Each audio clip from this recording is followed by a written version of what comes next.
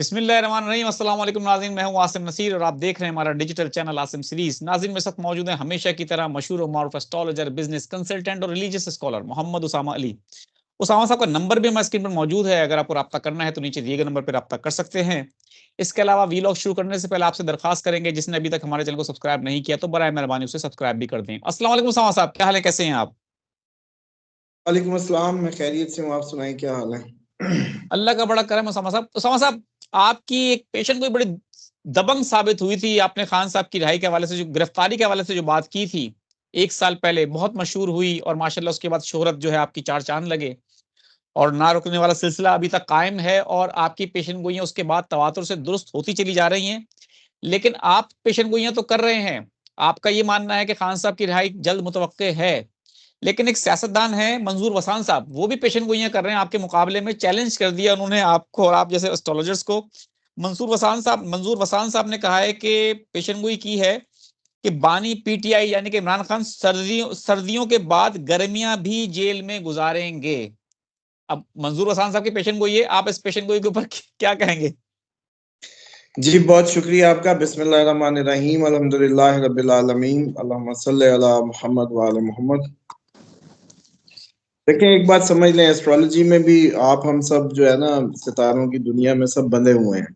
इससे ज्यादा मैं समझता हूँ कि इसको अगर कोई समझ ले तो उसका तवक्कल अल्लाह ताला की जात पे ज्यादा पुख्ता होता है, क्योंकि वो समझता है कि ला हौला वला कुव्वता इल्ला बिल्लाह, कि कोई कुव्वत नहीं है मगर उसकी, और ये सारा निज़ाम उसी की उसमें है। अब हम तो अपनी तरफ से या कोई किसी के लिए कुछ नहीं कर सकता, सिर्फ सिवाय रीडिंग देने के या उसको एक फोरकास्ट करने के। और उसमें भी जो कॉम्प्लिकेशंस आती हैं, चीज़ों की वेरी करती हैं birth chart to birth chart. खसूसन वैदिक एस्ट्रोलॉजी तो बहुत ज़्यादा टाइम डिपेंडेंट है, क्योंकि इसमें नक्षत्र जो होता है वो एक ज़ोडिक के 3 हिस्से कर दिए जाते हैं, मजीद बारीकी दर बारीकी से रीडिंग के लिए। और उसकी एक्यूरेसी नो डाउट बहुत ज़बरदस्त हो सकती है, लेकिन फिर भी पूछने वाले का वक्त होना चाहिए कि उसको वो रीडिंग मिले।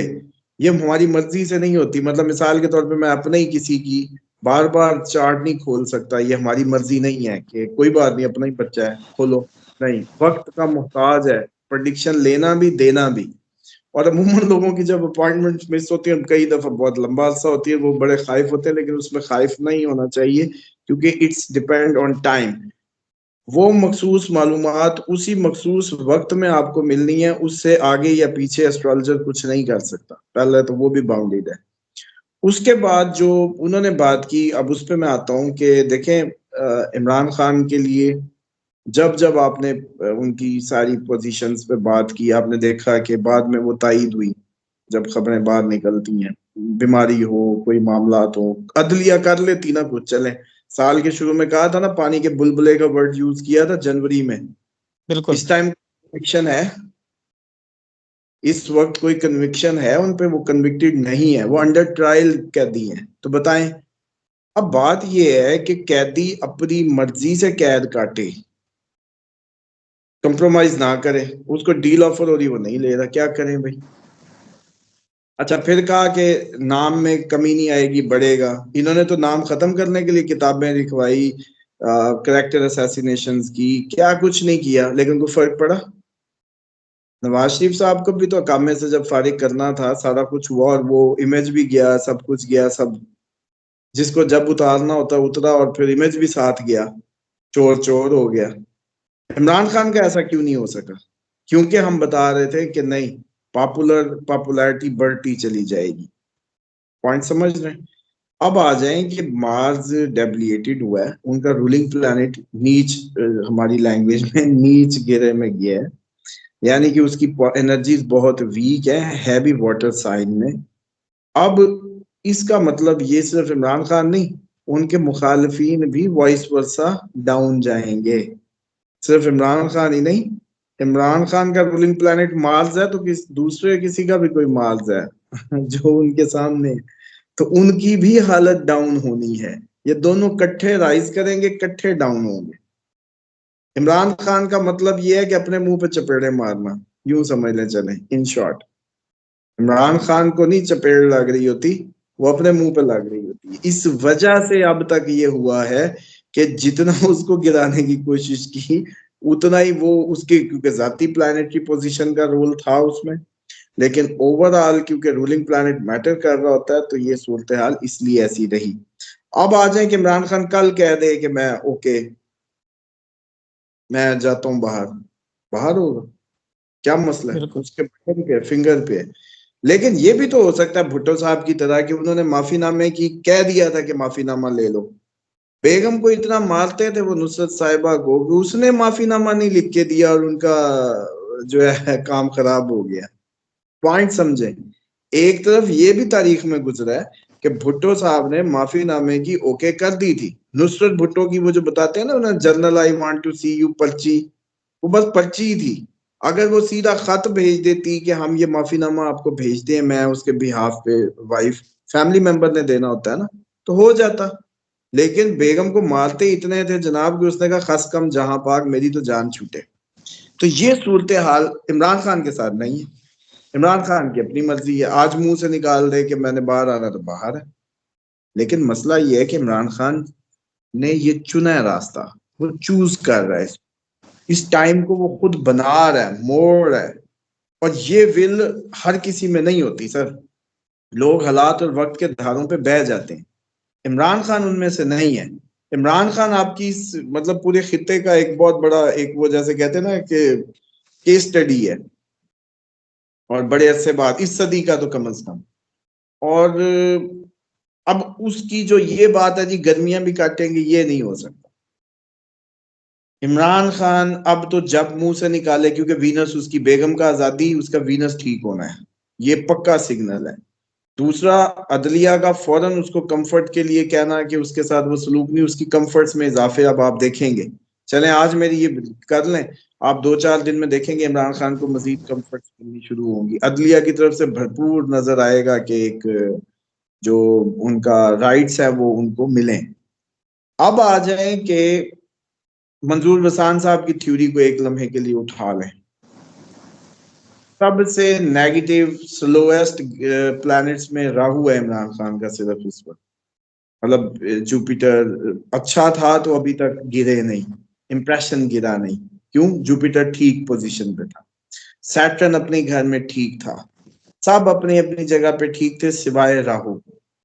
अब राहु वाहिद वो है जो इल्यूजन्स डालता है, गलत ख्याल, गलत फैसले, गलत जादू, इसी के जादू भी इसमें हम मानते हैं, इल्यूजन्स भी डालता है, धुआं है, शराब है, कंफ्यूजन है। अब उसमें ये जितनी भी रीजंस हो जो राहु ने कॉज की हुई हैं, हकायक से दूरी है, वो समझ रहे हो कि ये मेरा दोस्त है वो दोस्त ना निकले, वो समझ रहे हो कि ये मेरी पार्टी की स्ट्रेंथ है वो स्ट्रेंथ ना निकले, वो समझ रहे हो कि ये जो इन लोगों को मैंने अपॉइंट किया ये बड़े अच्छे होंगे वो गलत निकले। ये राहु है, इल्यूजन, धोखा, कंफ्यूजन। ये सर उनकी प्लेसमेंट ना अगले साल 21 मार्च को बदल जाएगी। अब इमरान खान अगर खुद भी